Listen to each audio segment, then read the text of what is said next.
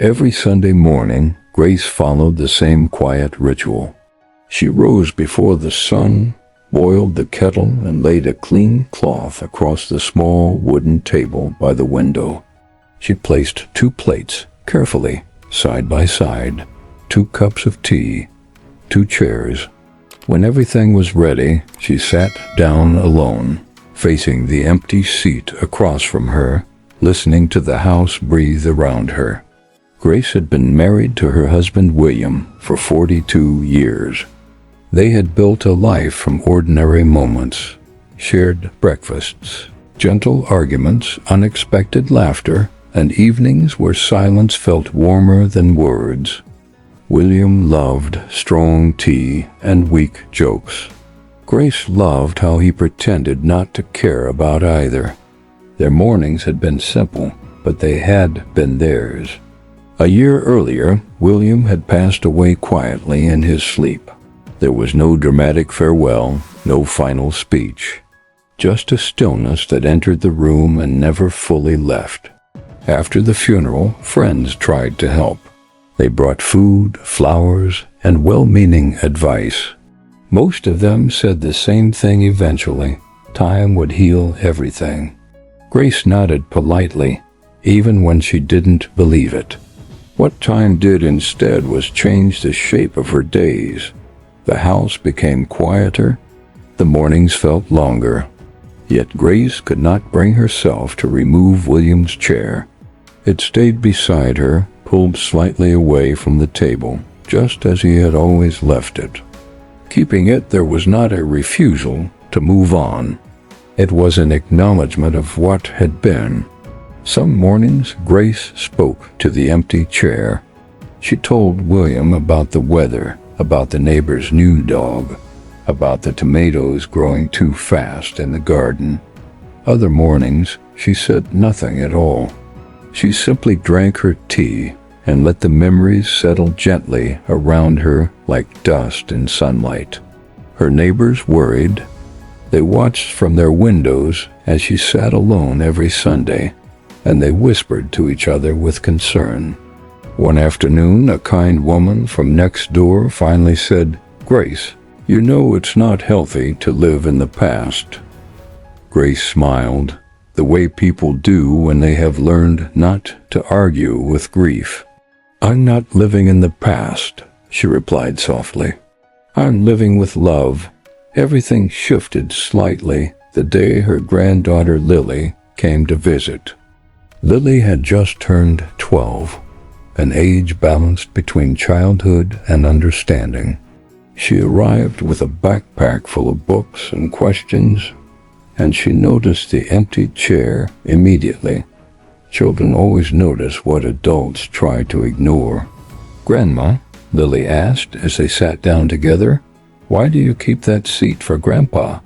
Grace looked at the chair, then at Lily's curious face. "Because it reminds me," she said, "that love doesn't disappear. It just changes its seat." Lily frowned, trying to make sense of the idea. "But Grandpa's not really here," Lily said gently, as if she were afraid of hurting her grandmother.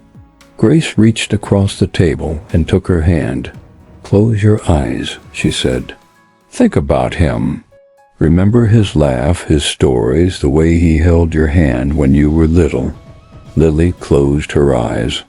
Slowly, a tear slipped down her cheek. "I can almost feel him," she whispered. "That's because love doesn't vanish," Grace said. "When you remember someone with love, they live inside your heart. Not in photos, not in graves. Inside you." Lily nodded, not fully understanding, but feeling the truth of it anyway. That evening, they cooked together. Lily chopped vegetables carefully, while Grace stirred the soup. The kitchen filled with warmth and familiar smells. When it was time to set the table, Lily paused. Without a word, she placed an extra plate next to Grace's. "For Grandpa," she said, smiling shyly. Grace felt her eyes fill with tears, but they were not tears of sadness. They were tears of gratitude. From that day on, the ritual changed. Every Sunday, Lily helped set the table. Sometimes they talked about William. Sometimes they talked about school, friends, and dreams. The empty chair became something different. It was no longer a symbol of loss. It was a symbol of continuity. Months passed. Grace grew older, her steps slower, her hands less steady. Lily grew taller and more thoughtful. Yet every Sunday, the chair remained. It stood as a quiet reminder that love, once given, does not expire. When Grace passed away peacefully one spring morning, Lily returned to the house alone. She set the table carefully. 2 cups of tea, 2 plates, 2 chairs. One for Grandma, one for Grandpa. She sat quietly, smiling through tears, and whispered, "You're both here. I can feel it." Sunlight streamed through the window, touching the chairs gently, side by side. Remember this. The people we love never truly leave us. They live in our habits, our laughter, and our kindness. Keep their seat open, not out of sorrow, but out of gratitude. Because love never leaves an empty chair. Grief is often misunderstood. Many believe it is something to overcome, a problem to solve, or a phase to rush through. But grief is not an illness. It is evidence that something meaningful once existed. Grace understood this, even when she lacked the words to explain it. Her empty chair was not a wound she refused to close. It was a window she chose to keep open. In a world that moves quickly, we are encouraged to replace, distract, and forget. We are told that strength means letting go completely. Yet there is a quieter strength in remembering. There is courage in allowing love to transform rather than disappear. The chair at Grace's table taught Lily a lesson no classroom could offer, that memory can be a form of presence. As Lily grew older, she carried this lesson with her. She learned to listen when others spoke about loss. She learned not to rush people through their pain. She learned that love is not limited by time or distance. Years later, when she faced her own moments of absence, she remembered the Sundays, the tea, and the chair that was never truly empty. Perhaps you have a chair like that in your life. It may not be a real piece of furniture. It might be a song you cannot skip, a recipe you still cook, or a habit you refuse to abandon. These are not weaknesses. They are bridges between what was and what still is. So when someone tells you to move on, remember Grace, remember Lily. Remember that moving forward does not require erasing the past.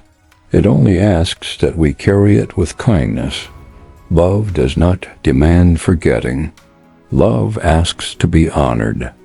If this story touched you, take a moment today to remember someone you miss.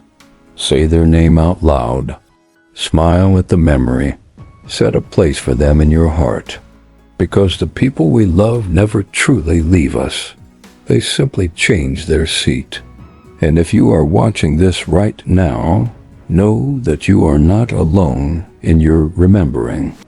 Across the world, countless people sit with their own empty chairs, learning how to live with love that has nowhere physical to go.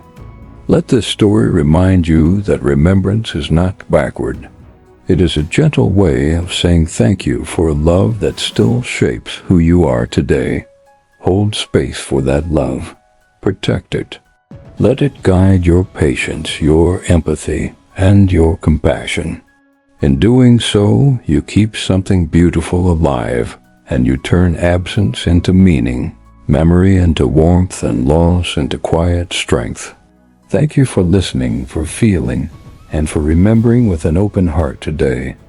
May love always find a place to sit within you, always.